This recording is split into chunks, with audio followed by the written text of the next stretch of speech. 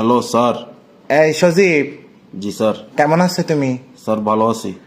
এইগুলা কি শুরু করছো যে তুমি? তোমার নামে বিচার, এগুলো তুমি ভালো স্টুডেন্ট, এগুলো স্যার। কি করতেছো? আমি তো স্যার সব বাড়ির কাজও করছি, স্কুলেও গেছি, কোচিংও গেছি স্যার। তো তুমি প্রত্যেকদিন তো সামনে সামনে সিটে বসে বসে পড়ালেখা করো, ইদানিং পিছের সিটে বসতেছো, এই জন্য তো বিচার আসতেছে, তোমার নামে তো বিচার আসছে। না স্যার, আমি তো পিছনের বেঞ্চে দেরি হয়েছে সেজন্য আর কি। না স্যার, কি বলেন না স্যার। তোমার নামে বিচার আসছে কি যে তুমি বিচার? তুমি বাসে গুলো কি করতেছো যে তোমার আব্বু আম্মু বিচার দিছে যে আমাকে আসি। আমি তো বাসায় কিছু করি না, আমি তো বাসায় লেখাপড়া করি, ভাত খাই, ঘুম গেছি। এই যে তুমি বলে তোমার পুরা এলাকার মধ্যে একটা মুরগির দোকান, গরুর মাংসের দোকান, ছাগলের মাংসের দোকান বাকি রাখতেছো না, সবার দোকানে দোকানে যায় তুমি রক্ত নিয়ে আসি বলে এক ড্রাম রক্ত তোমার আব্বুকে কেন দিছো দে?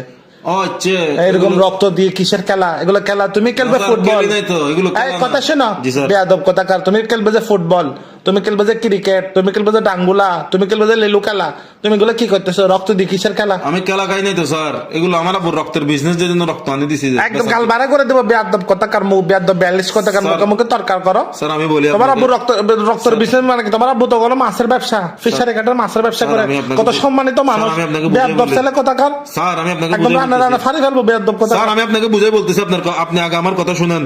বলো। স্যার আমি এই যে স্কুল থেকে লেখাপড়া করছি, তাই করছো? তখন আব্বু বলতেছে তোরা রক্ত বেচার টিয়া দিয়ে লেখাপড়া করে দি।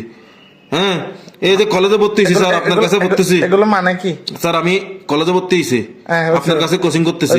ফার্স্ট ইয়ারে পড়তো স্যার? জি স্যার, এগুলো স্যার আমাকে আমার আব্বু বলতেছে কি রক্ত বেচার টিয়া দিয়ে লেখাপড়া করার, বালা করে লেখাপড়া করাইস। তো আমি একটা আইফোন, আমার একটা দুইটা বন্ধু আছে, ওরা আইফোন কিনছে। তো আমি বলছি একটা আইফোন কিনে দিতে। আমি তো এখন আর টাকা পয়সা ইনকাম করতেছি না, আমাকে একটা আইফোন কিনে দেন। তো আমাকে বলতে হবে তোর রক্ত বেচা টিয়া দি, ভাত খাবার, খড় ফড়াই, লেখাপড়া করে দি, বোধ না। তো আমি যদি মনে করছি, আমি তো জানতে বুঝতে আমার বুদ্ধি করতে রক্ত বেচা টাকা মানে রক্তের ব্যবসা, রক্ত কালেকশন করে আনি, এক ড্রাম রক্ত বেশি আমাকে আইফোন কিনে দেন। আল্লাহ, তুমি পাগল নাকি কোনো? আল্লাহ, ছেলেটা কি বলে, পাগল নাকি কোনো? রক্ত আনি দিছি আর কি বেচার জন্য। তুমি তো সুন্দর দি পাগল। আমাকে যদি বলো ওখানে যে কোনো বেশি আর রক্তের বেচার টাকাগুলো তো মানে কথার কথা, মানে কষ্ট করে যে ইনকাম করে এটা না বলছে, তুমি পড়ালেখা করে এগুলো কি? কথার আবার কিসের কথা? কথা কি কথা বলতে পারে নাকি? কথা আমাকে বুঝে বললে হবে না। তুমি যদি এগুলা করো, দোষটা আমার উপর পড়বে, তোমার গুরুজন না আমি। আপনি গরুজন হয়েছেন কিসে তো স্যার? আপনি আমাকে রক্ত বেচা বলছে, রক্ত আনি দিছি বেশি, দেখ আমি তো নিজে রক্ত এখন দিয়ে দিব তোমাকে না। তো এগুলো কথার কথা বলছে, মানুষ কিরকম রক্ত বিক্রি করে নাকি? এগুলো তো কথা কথা, মানে পরিশ্রমের টাকাকে রক্ত বেচা টাকা বলে আর কি।